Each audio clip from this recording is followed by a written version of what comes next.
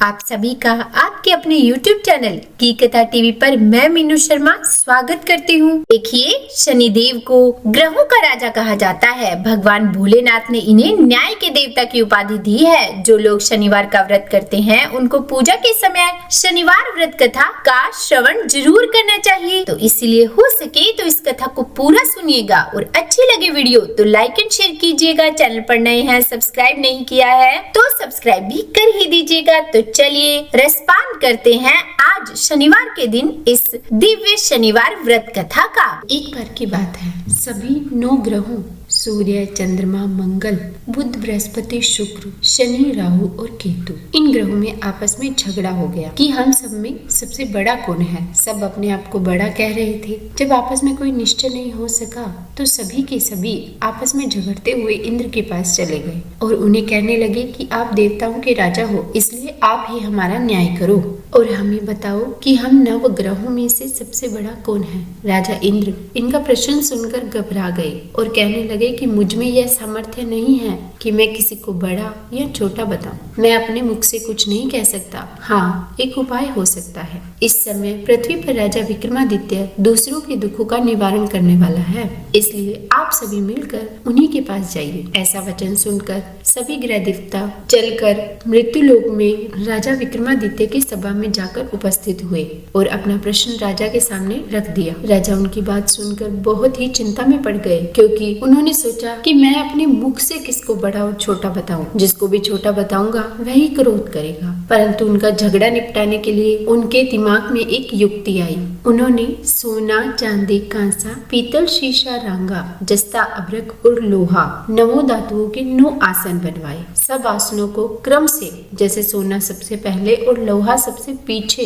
रखे गए। इसके बाद राजा ने सब ग्रहों से कहा कि आप सब अपने अपने आसनों पर बैठिए। जिसका आसन सबसे आगे है वह सबसे बड़ा और जिसका आसन सबसे पीछे है वह सबसे छोटा होगा। क्योंकि लोहा सबसे पीछे था और वह शनिदेव का आसन था, इसलिए शनिदेव ने समझ लिया कि राजा ने उन्हें सबसे छोटा बना दिया है। इस पर शनि को बड़ा ही क्रोध आया और कहा कि राजा, तुम मेरे पराक्रम को नहीं जानता।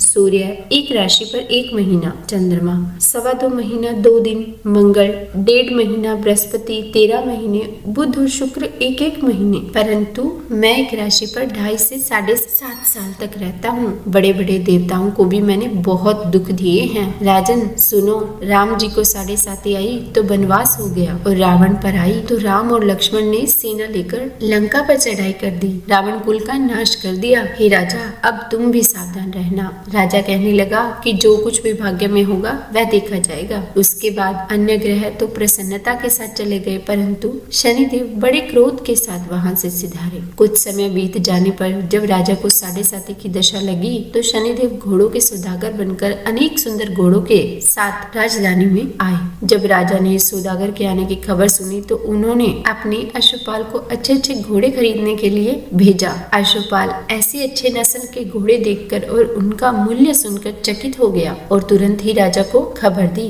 राजा उन घोड़ों को देखकर एक अच्छा सा घोड़ा चुनकर सवारी के लिए चढ़ गया। राजा के घोड़े की पीठ पर चढ़ते ही घोड़ा बहुत जोर से भागा और बहुत दूर तक एक बड़े जंगल में जाकर राजा को छोड़कर अंतर्ध्यान हो गया। इसके बाद राजा अकेला जंगल में भटकता रहा। बहुत देर के बाद राजा ने भूख और प्यास से दुखी होकर भटकते भटकते एक ग्वाले को देखा। ग्वाले ने राजा को प्यास से व्याकुल देखकर पानी पिलाया। राजा की उंगली में एक अंगूठी थी, वह उसने निकाल कर प्रसन्नता के साथ ग्वाले को दे दी और शहर की ओर चल दिया। राजा जब शहर में पहुंचा तो वहां एक सेठ की दुकान पर जाकर बैठ गया और अपने आप को उसने उज्जैन का रहने वाला तथा अपना नाम उसने वीका बताया। सेठ ने उसको एक कुलीन मनुष्य समझकर जलादि पिला दिया। भाग्यवश उस दिन सेठ की दुकान पर बहुत बिक्री हुई। तब सेठ उसको भाग्यवान पुरुष समझकर भोजन कराने के लिए अपने साथ अपने घर ले गया और उसको एक कमरे में बिठा दिया। भोजन कराते समय राजा ने आश्चर्य की एक बात देखी कि खूंटी पर हार लटक रहा है और वह खूंटी उस हार को धीरे धीरे निगल रही है और जैसे जैसे राजा ने अपना खाना समाप्त किया वैसे वैसे वह खूंटी हार निकल गई। भोजन के बाद कमरे में आने पर जब सेठ को कमरे में हार न मिला तो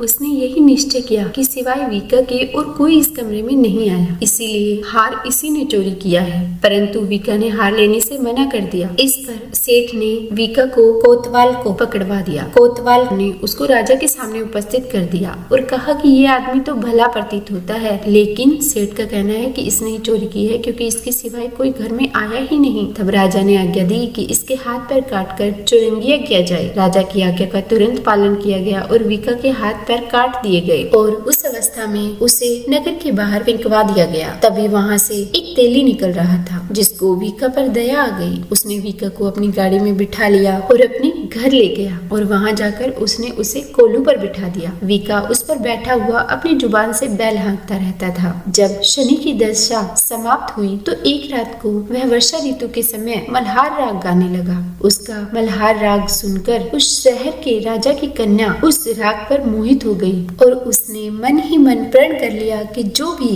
इस राग को गा रहा है वो उसी से विवाह करेगी, उसी को अपना पति बनाएगी। उन्होंने दासियों को खोजने के लिए भेजा कि शहर में गा कौन रहा है। जब सारे शहर में फिरते फिरते वो लोग तेली के घर में पहुँचे तो उन्हें पता चला कि यह राग चौरंगिया गा रहा था। दासियों ने महल में आकर राजकुमारी को सब बातें बता दी कि वह एक चौरंगिया है, लेकिन राजकुमारी यह जानकर भी नहीं मानी क्योंकि उसने प्रण कर रखा था और अगले दिन वह अनशन पर बैठ गई। तब दासी ने रानी के पास जाकर राजकुमारी के अनशन व्रत लेने की बात बताई। रानी ने तुरंत ही वहाँ आकर राजकुमारी को कारण पूछा तो राजकुमारी ने कहा कि माताजी, मैंने यह प्रण किया है कि तेली के घर में जो चौरंगिया है मैं उसी के साथ विवाह करूंगी। माता ने कहा कि पगली, यह क्या बात कह रही है, तेरा किसी देश के राजा के साथ विवाह किया जाएगा। पर कन्या कहने लगी कि माताजी, मैं अपना प्रण कभी नहीं तोड़ूंगी। फिर माता ने यह बात राजा को बताई। जब महाराज ने आकर समझाया कि मैं देश देशांतर में अपने दूत भेजकर सुयोग्य, रूपवान एवं बड़े से बड़े गुणी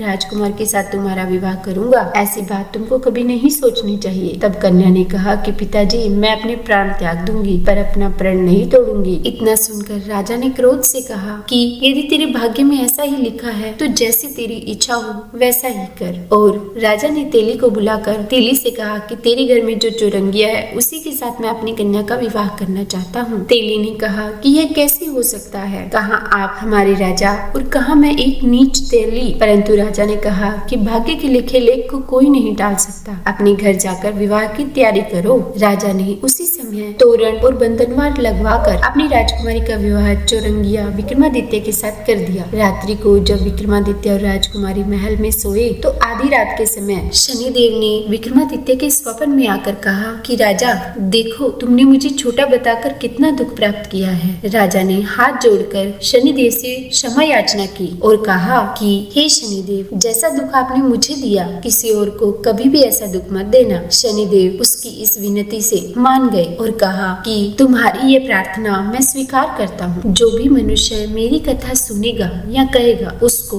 मेरी दशा में भी कभी किसी प्रकार का दुख नहीं होगा और जो नीति ही मेरा ध्यान करेगा तथा चींटियों को आटा डालेगा उसकी सारी मनोकामनाएं पूर्ण होंगी। इसके बाद शनिदेव ने राजा को हाथ पैर भी वापस दे दिए और अंतर्ध्यान हो गए। अगले दिन सुबह जब राजकुमारी की आंख खुली तो वह राजा के हाथ पांव देखकर आश्चर्यचकित हो गई। तब राजा ने राजकुमारी को अपना समस्त हाल कहा कि मैं उज्जैन का राजा विक्रमादित्य हूँ। यह बात सुनकर राजकुमारी बहुत ही प्रसन्न हुई। फिर यह बात राजकुमारी ने जाकर अपने पिता राजा से कही और यह बात पूरी नगरी में फैल गई। जब यह बात सेठ ने सुनी तो वह विक्रमादित्य के पास आया और उनके पैरों में गिरकर क्षमा मांगने लगा। तब राजा ने कहा कि यह सब शनिदेव के कोप का प्रभाव था और इसमें किसी का कोई दोष नहीं है। सेठ ने निवेदन करते हुए कहा कि मुझे शांति तभी मिलेगी जब आप मेरे घर चलकर पुनः भोजन करेंगे। राजा ने कहा जैसे आपकी मर्जी वैसा ही करो। सेठ ने अपने घर जाकर अनेक प्रकार के सुंदर भोजन बनाए और राजा विक्रमादित्य को प्रीतिभोज दिया और उन्हें उसी कमरे में बिठाया। जिस समय राजा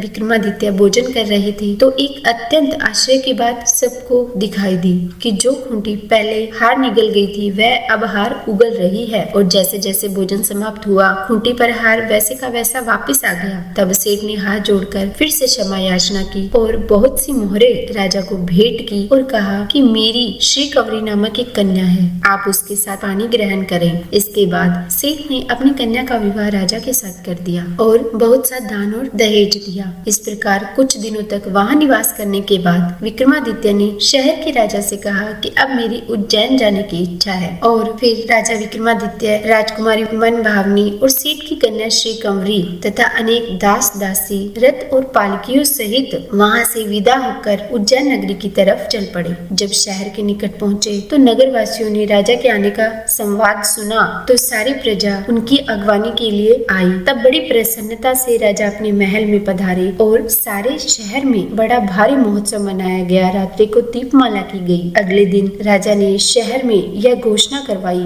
कि शनि देवता सभी ग्रहों में सर्वोपरि हैं। इनको मैंने सबसे छोटा बताया, इसी से मुझे यह दुख प्राप्त हुआ। तब से सारे राज्य में शनिदेव की पूजा और कथा नियमित होने लगी। सारी प्रजा के बीच खुशी और आनंद का वातावरण बन गया तथा राजा और प्रजा अनेक प्रकार के सुख भोगने लगी। तो हे शनिदेव महाराज, अगर इस कथा को पढ़ने, सुनने या हुंकारा बनने में हमसे कोई गलती हो गई हो तो हमें क्षमा कीजिएगा। बोले शनिदेव महाराज की जय।